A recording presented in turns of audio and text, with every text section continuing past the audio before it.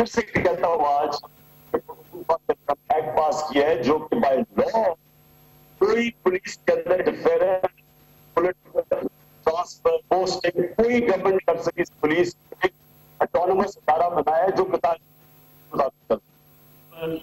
Posting कोई government नहीं कर सकती। इस पुलिस को एक ऑटोनोमस इदारा बनाया जो किताब के मुताबिक चलता है।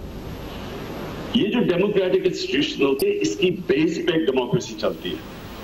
मैं ये इसलिए सारी अपनी बात शुरू की कि ये इंपॉर्टेंट है हमें समझना। हम कहते हैं जी इलेक्शन करवा दिया, डेमोक्रेसी आ गई। डेमोक्रेसी बजाय आगे आने के, डेमोक्रेसी आज पाकिस्तान में तेजी से नीचे जा रही है। डेमोक्रेसी पे लोगों को कॉन्फिडेंस खत्म होता जा रहा है।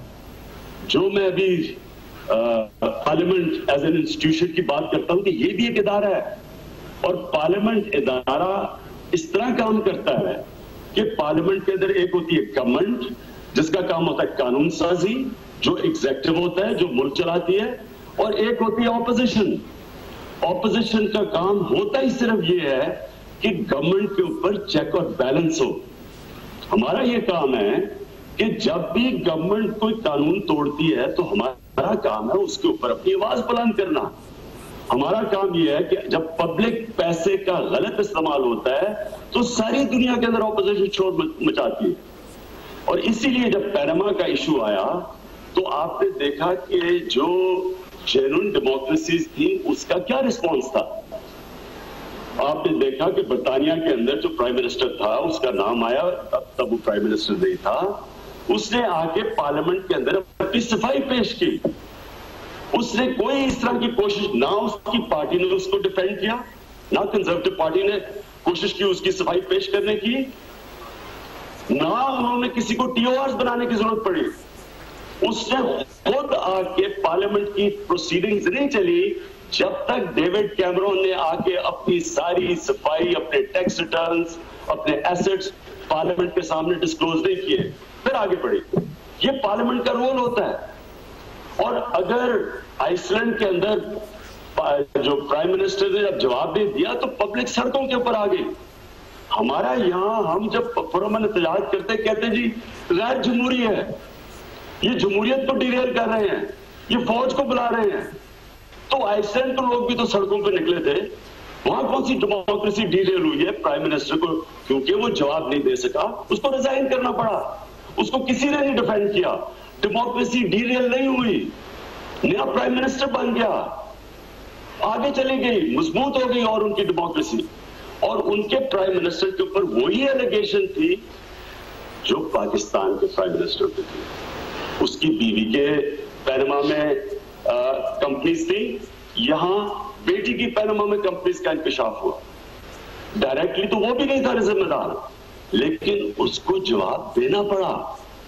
अब हम ऑपोजिशन ने जवाब मांगा, टीओआरस बनाए, सारी ऑपोजिशन इसमें शामिल थी। मैं तो अकेला तहरीक इंसाफ तो शामिल नहीं थी, जितनी भी ऑपोजिशन पार्टीज है सब ने, मैं तो वहां बैठा भी नहीं था, इन्होंने सब ने मिलकर टीओआरस बनाए। टीओआरस का जब बने तो गवर्नमेंट की तरफ से रिस्पांस, अच्छा उससे पहले गवर्नमेंट ने अपने कोई सुप्रीम कोर्ट को एक कमीशन का कहा कि जिन टीओआरस के मुताबिक वो कमीशन बनेगी, चीफ जस्टिस ने उसको रिजेक्ट कर दिया। चीफ जस्टिस के जो रिजेक्शन थी उसने कहा कि ये तो सदियों तक, सालों तक ये इतना ज्यादा ब्रॉडन कर दिया आपने टीओआरस के जो शिके हैं कि ये तो हो ही नहीं सकेगा इसका इंतसाब सालों में। उन्होंने रिजेक्ट कर दिया। ऑपोजिशन ने बनाई टीओआरस, सारी ऑपोजिशन इसके अंदर थी। गवर्नमेंट की तरफ से जवाब आया और फिर ये कहा गया कि ये तो नवाज शरीफ को ट्रैप करने के लिए। मैं पहले ये बताऊं कि यही नवाज शरीफ पे खड़े होकर सबके सामने कहा कि मैं अपने आप को तैयार हूं, मेरा एहतसाब शुरू करो। उन्होंने खुद ऑफर किया, लेकिन जब वो टीओआर तो उन्होंने कहा कि जनाब ये तो बड़े टीओआर ठीक नहीं है। मैंने अपने आप को ऑफर किया, मेरा तो नाम पैनामा पे लीक्स में नहीं था, लेकिन मैंने ऑफर किया क्योंकि मेरे ऊपर भी इल्जाम लगाए जा रहे थे कंपनी के। तो मैंने अपने आप को ऑफर किया, मैंने कहा मियां सबका इकट्ठा कर दे, उसके बाद 1 महीना, 2 महीने, 3 महीने, 5 महीने गुजर गए, कोई जवाब नहीं आया। उसके बाद आगे बढ़ी, रेफरेंसेस की बात हुई, बिल पेश किया जिसके अंदर एतजाज आसद ने, हमने पूरी तरह सपोर्ट किया उसको सेनेट के अंदर। अब मैं एक सवाल ये पूछता हूं कि मैं अब ये स्पीकर के सामने हम सिर्फ तब मजबूर हुए जब पार्लियामेंट ने जो अपना काम था, जो जवाब दे था प्राइम मिनिस्टर, जब जवाब नहीं दिया तो उसके बाद स्पीकर के सामने हमने रेफरेंस का फैसला किया। उससे पहले मेरे खिलाफ रेफरेंस दायर कर दी। अब मैं स्पीकर साहब से ये जो पूछना चाहता हूं, क्योंकि आप तो हैं नहीं, क्योंकि मैं उनसे सवाल करना चाहता था बड़े अदब से, कि मेरी उन्होंने रेफरेंस आगे भेज दी।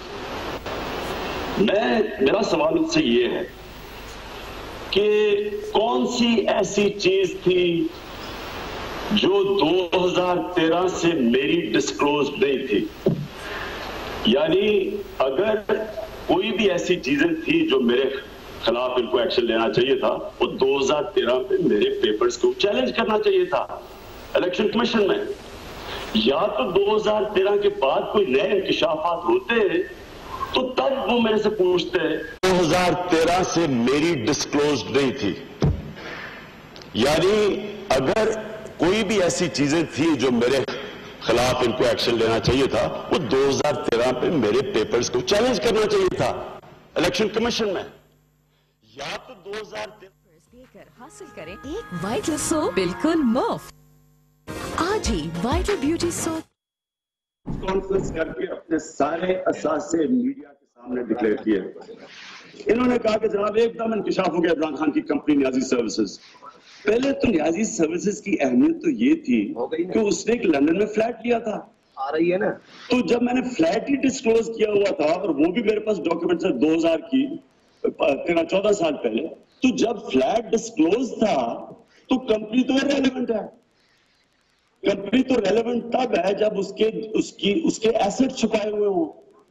तो मेरा तो फ्लैट भी डिक्लेयर था, लेकिन ये कहना कि कंपनी एकदम इमरान खान की नजर आ गई, मेरे पास ये डॉक्यूमेंट है। ये मैंने दोनों दफा जब अपनी प्रेस कॉन्फ्रेंसेस की,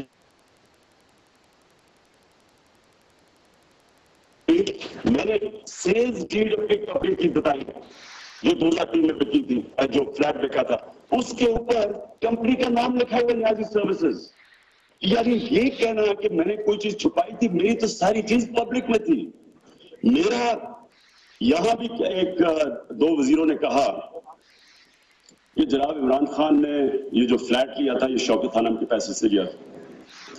मैं ये सबसे पहले डेट्स देना चाहता हूं कि फ्लैट लिया था 1983 में। ना मैं आज तक कभी कोई वजीर बना हूं, ना मैं कोई गवर्नमेंट में आया, ना मैं कोई पावर में आया। तो 1983 में फ्लैट लिया था, मेरे पास तो कोई वजारत या कोई पब्लिक ऑफिस था नहीं। शौकत खानम जिंदा थी 1983 में। शौकत खानम उसके 2 साल के बाद वफात पाई है। ट्रस्ट उसके 6 साल के बाद बना है। 1 रुपया शौकत खानम में 7 साल के बाद हुआ है। तो फ्लैट कैसे शौकत खानम के पैसे से ले लिया जब वो ट्रस्ट ही 6 साल के बाद बना है? तो मेरे ऊपर इन्होंने जो भी मेरे इल्जामात लगाए, मैं इसलिए तैयार था कि मुझे भी उन TORs में शामिल करो। अगर मैंने कोई गलत काम नहीं किया, मेरे हलाल का पैसा था, मैं 33% टैक्स देता था इंग्लैंड में। अगर मेरे टैक्स का पैसा, हलाल का पैसा, और फिर वो पैसा मैं सारा अर्निंग 18 साल की पाकिस्तान में लेके आया हूं, मेरे नाम पे है, कोई चीज छुपी हुई नहीं है, मेरे एसेट्स डिक्लेयर्ड है, तो मुझे TOR से क्यों डर होना था? और मियां नवाज शरीफ को क्यों डर लग रहा था TOR से? सवाल ये पूछे कि क्यों मैं भाग रहे थे TOR से अगर उन्होंने कोई गलत काम नहीं किया? खुद यहां खड़े होकर कहा कि मेरा भी एहतसाब करो। तो जब एहतसाब की बारी है तो भाग रहे हैं एहतसाब से। फिर मैं सवाल ये पूछता हूं कि 2013 तक जब मेरा सब कुछ डिस्क्लोज था, तो तब या मेरे 2013 में पेपर चैलेंज करते हैं। अगर आपने पेपर चैलेंज नहीं किए तो अब मेरे खिलाफ रेफरेंस कैसे एक्सेप्ट कर ली? अच्छा चले अगर कर भी ली तो ये कैसे हो सकता है कि जिनका डिस्क्लोजर हुआ 2016 में पैनामा में उनकी रेफरेंस नहीं एक्सेप्ट की। मैं जरा मियां साहब की उन्होंने जो स्पीकर साहब ने जो मुझे कमेंट भेजे, उन्होंने कहा कि नवाज शरीफ की कोई चीज लिंक नहीं करती उनको पैनामा की कंपनी से। ये स्पीकर साहब ने या तो हमारी रेफरेंस सही तरह पढ़ी नहीं। मरियम नवाज शरीफ 2011 के अंदर मियां नवाज शरीफ की डिपेंडेंट होती है। मरियम नवाज शरीफ 2012 में सना बुच्चा के प्रोग्राम में कहती है कि हमारी, मेरी और मेरी फैमिली की कोई प्रॉपर्टी पाकिस्तान से बाहर नहीं है। क्यों कहती है वो? जबकि इंकशाफ होता है 2016 में कि 2007 से नीलसन और नेस्कॉन उनकी कंपनीज होती है जो अरबों रुपए के मेफेयर के फ्लैट्स के मालिक होती है। क्यों ये झूठ बोलती है? क्यों छुपाने की चीज है? मैं ये सवाल ये पूछता हूं कि अगर उनका ये हलाल का पैसा था तो क्यों नहीं उन्होंने कहा कि मेरी कंपनीज है? और 2012 में क्यों उन्होंने प्रोग्राम में कहा कि जनाब मेरे पास हमारी कोई प्रॉपर्टी बाहर नहीं? और ये है नवाज शरीफ की डिपेंडेंट का मतलब कि उनके पास अर्निंग नहीं थी, ये पैसा मियां नवाज शरीफ का था। कनेक्शन तो बन गई उसके अंदर, डिपेंडेंट का आपको जवाब देना पड़ता है। तो कैसे हुआ कि मेरी रेफरेंस भेज दी और नवाज शरीफ की रेफरेंस नहीं भेजी? इससे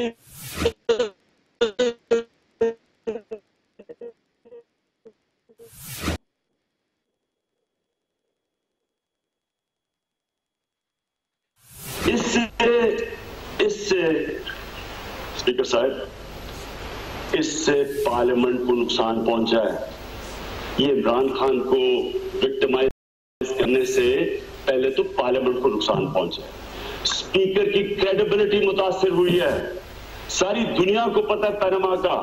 जिधर जिधर पैनामा के इंकशाफ हुए वहां दुनिया में एक्शन लिए गए हैं। यहां बजाय उन पे एक्शन लेने के उस पे एक्शन ले रहे हैं जो ऑपोजिशन में बैठ के अपना काम कर रहे हैं।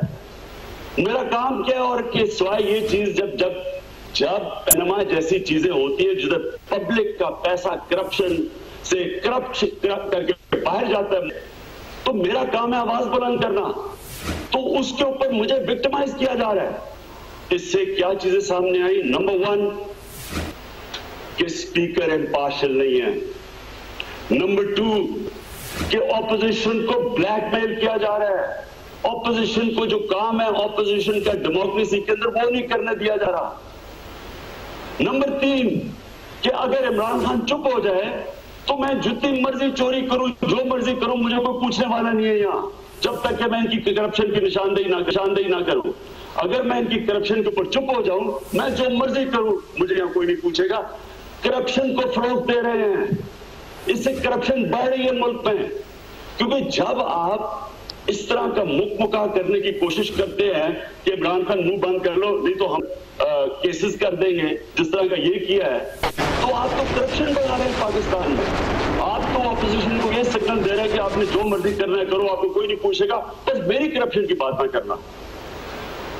और चौथी चीज, इससे क्या चीज सामने आई कि एक आदमी जो अपनी हलाल की कमाई लेके पाकिस्तान आता है, अपने नाम पे रखता है, उसके खिलाफ एक्शन ले रहे हैं।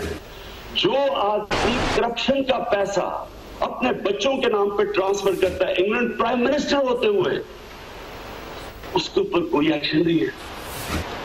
ये मुझे बताएं कि ये कौन सी, किस रंग की जमहूरियत है? स्पीकर साहब, जो जमहूरियत की स्ट्रगल शुरू हुई थी, एक तो मुसलमानों की हुई थी, जो मैं फिर से कहता हूं कि जो शुरू के खलीफा थे सारे कानून के नीचे थे। तो खलीफा वक्त जाके अदालत में खड़े हुए थे। हजरत उमर से एक आम आदमी ने पूछा था कि बताओ ये तुमने कपड़े किधर से लिए हैं? अपने आप को उन्होंने जवाब दिया, ये नहीं कहा कि मैं कानून से ऊपर हूं, मैं बादशाह सलामत हूं। वो 800 साल, इसका नाम था मैग्ना कार्टा, एक डॉक्यूमेंट साइन हुई थी। उस डॉक्यूमेंट का क्या मकसद था कि बादशाह को कानून के नीचे लाना। वो जो वहां के जागीरदार थे, उन्होंने फैसला किया कि बादशाह को हमें एक लॉज के नीचे लाना, नहीं तो वो जो मर्जी तय करेगा।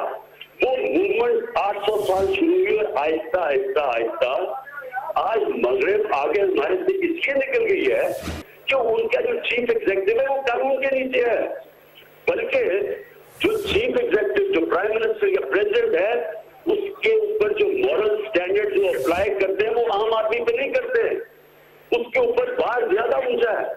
और क्योंकि उनकी डेमोक्रेटिक इंस्टीट्यूशन काम करती हैं, उसकी जरूरत ही नहीं पड़ती कि अपने आप को इंस्टीट्यूशन के सामने खड़ा करे, वो पहले ही रिजाइन कर देता है। रिचर्ड निक्सन अमेरिकन प्रेसिडेंट सिर्फ वाटरगेट टेप्स के ऊपर झूठ बोलने पे उसको रिजाइन करना पड़ा। हैरोल्ड मैकमिलन बर्तानिया का प्राइम मिनिस्टर झूठ बोलने पर रिजाइन करना पड़ा। ये जो अभी ब्राजील की प्रेसिडेंट थी इसको रिजाइन करना पड़ा क्योंकि उसने बजट की फिगर सही नहीं बताई थी, झूठ बोला था। यानी उनकी आप इखलाकियात देखिए जो लीडरशिप के ऊपर इम्पोज की हुई है उन्होंने। और हम यहाँ डिमांड कर रहे हैं कि अपने आप को एक्सप्लेन करें। जब नाम आ गया प्राइम मिनिस्टर रंगे हाथ पकड़े गए हैं। हम ये सिर्फ ये कह रहे हैं डेमोक्रेसी अगर ये है, अगर या तो कहना कि डेमोक्रेसी ये बादशाह है, अगर ये डेमोक्रेसी है तो प्राइम मिनिस्टर जवाब दे है, पार्लियामेंट को जवाब दे है। पार्लियामेंट को नहीं जवाब दिया, फिर स्पीकर के पास गए, उसने भी उससे जवाब नहीं, तलब के उल्टा विक्टिमाइज किया। कमिटीज के अंदर देख ले, पार्लियामेंट्री कमिटीज में आज वो नैब के तलब किया उन इदारों को जिनको एक्ट करना चाहिए था पब्लिक अकाउंट्स कमेटी में, उनके सरबराह ही नहीं आया। आज 5 महीने हो गए, उनको एक्ट करना चाहिए था, इसके ऊपर नैब को एक्ट करना चाहिए था। एफपीआर 5 महीने के बाद जागी है। तो स्पीकर साहब, मैं बड़े अफसोस से ये कहता हूं कि जब आप एक डेमोक्रेसी के अंदर उन इंस्टीट्यूशंस को जिन्होंने लोगों को इंसाफ देना है, वो जब इंस्टीट्यूशन इंसाफ के दरवाजे बंद कर देती है, इंतशार के दरवाजे खुल जाते हैं। डेमोक्रेसी की खूबसूरती ये होती है कि डेमोक्रेसी के अंदर चेक्स और बैलेंसेस होते हैं, लोग जवाबदेह होते हैं। मुझे स्पीकर साहब अफसोस से कहना पड़ता है, हमने सुप्रीम कोर्ट को पिटिशन किया, आखिर में ये इंतजार करते करते जुआ स्पीकर सुप्रीम कोर्ट के रजिस्ट्रार ने हमारी पिटिशन रिजेक्ट कर दी। और रिजेक्ट की के जो हमारे काउंसिल थे उनके 90 साल का टोटल सारी कोर्ट करके का प्रोसेस है। जिस तरह की पिटिशन थी उनको पारित किया गया।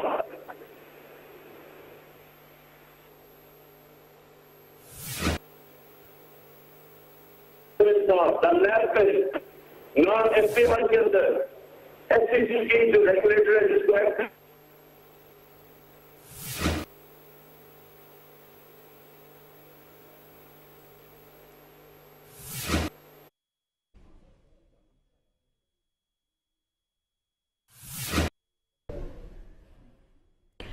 कौमी असम्बली में चेयरमैन तहरीक इंसाफ इमरान खान इजहार ख्याल कर रहे हैं। आज स्पीकर मौजूद नहीं आया सादिक, अलबत्ता इमरान खान का ये कहना था कि अगर वो मौजूद होते तो वो जरूर उनसे पूछते कि उनके खिलाफ रेफरेंस आगे क्यों भेजा। लोग निकले जब पार्लियामेंट ने लोगों को रिप्रेजेंट नहीं किया बरतानिया में इराक वॉर के केस, 20 लाख लोग निकले, डेमोक्रेसी डीरेल नहीं हुई। तो जब हम मांग रहे हैं जस्टिस कि जनाब एक प्राइम मिनिस्टर सिर्फ हमें जवाब दे, वो जवाब भी नहीं देने के लिए, वो हेयरिंग के लिए नहीं। स्पीकर हमारा जो अयाज सादिक ने जो किया है, उन्होंने तो उसको चले दोनों को हमारे रेफरेंसेस भेज देते, लेकिन क्योंकि नवाज शरीफ ने जो स्टेटमेंट दी है कॉन्ट्रडिक्ट करती है, उनके बच्चों ने स्टेटमेंट दी है कॉन्ट्रडिक्ट करती है।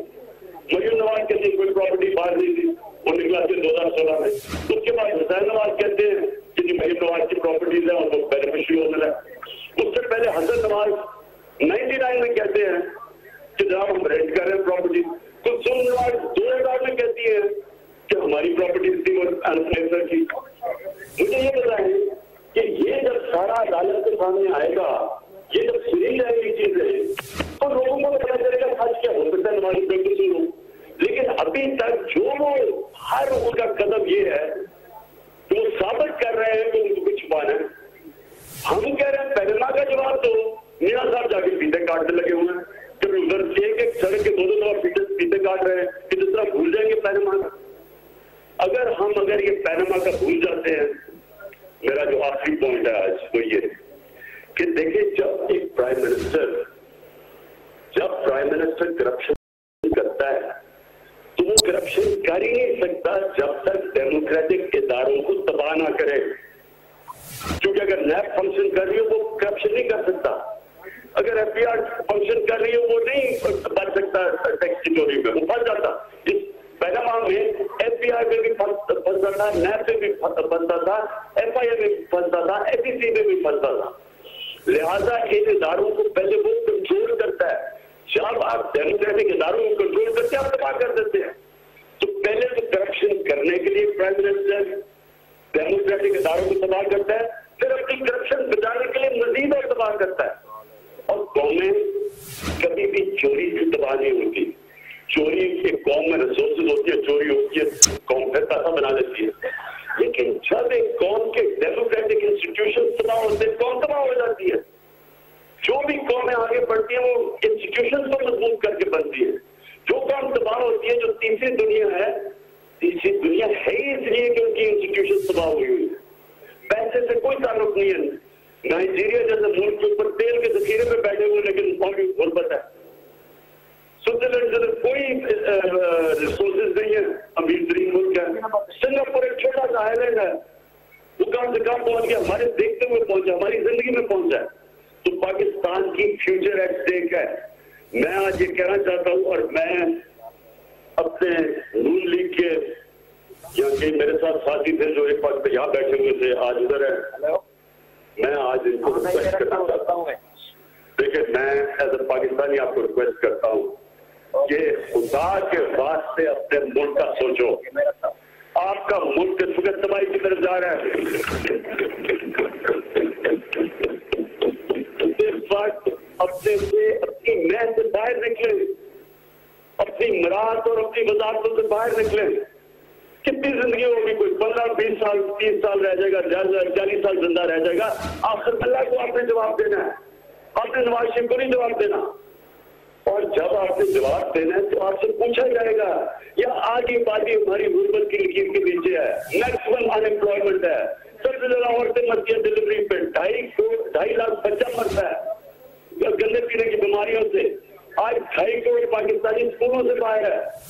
और ये जब आप मजीद अपनी इंस्टीट्यूशन तबाह करेंगे और अपनी प्राइम मिनिस्टर की करप्शन प्रोटेक्ट करने के लिए बजाय उसको उससे जवाब मांगे, हमें विक्टिमाइज करने की कोशिश करेंगे और हमारे ऊपर दबाव डालेंगे, हमें कुछ नहीं कर रहे।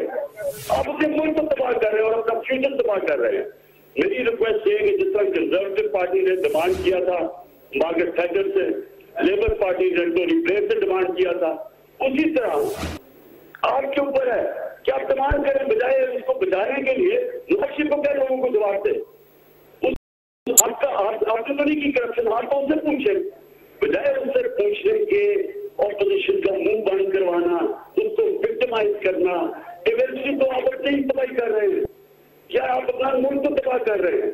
ये मुल्क जो आपका है, अल्लाह ने जो आपको दिया हुआ है, इसमें सारी रिसोर्सेज है, इस पर अल्लाह ने क्या चीज नहीं दी। लेकिन अगर आपकी डेमोक्रेटिक इंस्टीट्यूशन से नहीं चलेंगी और एक आदमी आकर बादशाह बन देगा और अपने आप को कानून के ऊपर रख देगा और अपने बच्चों को तैयार करेगा बारियां के लिए, आप जितनी मर्जी कोशिश करते रहे, जब तक आपके नाम के पीछे शरीफ नहीं, आप ऊपर ही नहीं आ सकते। ये कौन सी डेमोक्रेसी है? और डेमोक्रेसी में कौन सा डेमोक्रेटिक लीडर है जो जवाब नहीं देता डेमोक्रेसी में? डेमोक्रेसी है ही नहीं अगर लीडर कानून से ऊपर है। ये तो आप बादशाह की तरफ लेके जा रहे हैं पाकिस्तान को। मेरी रिक्वेस्ट है आपसे कि इस वक्त अपने से अपनी रात से बाहर निकले, सोचे अपने मुल्क का, क्योंकि आगे जो जिस तरह की चैलेंजेस है पाकिस्तान को, इस तरह आप बजाय कि जो ऑपोजिशन ब्लेम करे, देखिए ऑपोजिशन कितनी बुरी है, प्रोटेस्ट कर रही है। ऑपोजिशन करे क्या? प्रोटेस्ट के अलावा क्या करे मुझे बताएं? कौन सा आपने दरवाजा रखा हमारे लिए? सारे तो दरवाजे बंद कर दिए। हमारे पास तो रास्ता ही है कि अगर पब्लिक के पास जाए और कहें कि पब्लिक आप अपने आप को बचाए, अपने पैसे की हिफाजत करे, या इदारे आपको नहीं। ये मुल्क वो है जो आप ताकत पर हर नाजायज काम कर सकते हैं। अब जो आप कत्ल कर सकते हैं, चोरी कर सकते हैं, पनामा में कंपनी रख सकते हैं, अरबों रुपया बाहर ले जा सकते हैं, लेकिन आप अगर कमजोर है कोई जायज काम नहीं करवा सकते। तो मैं आखिर में सिर्फ ये बात खत्म करते हुए एक बात कहूंगा कि मैं आगे से एयाज सादिक को मैं स्पीकर नहीं मानता, मैं उसको आपसे एयाज सादिक कहूंगा। स्पीकर इम्पार्शियल होता है, ये जो उसे जजमेंट दी है इस पर कोई इम्पार्शियलिटी नहीं है, बिल्कुल गैर जानिबदार नहीं है। हम दोनों को भेज देता, एक का नाम उसका पनामा में और भेज मुझे दिए मेरी रेफरेंस, ये कौन सा इंसाफ है? तो मैं आपसे एयाज सादिक कहा करूंगा, मैं उसको स्पीकर नहीं मानता।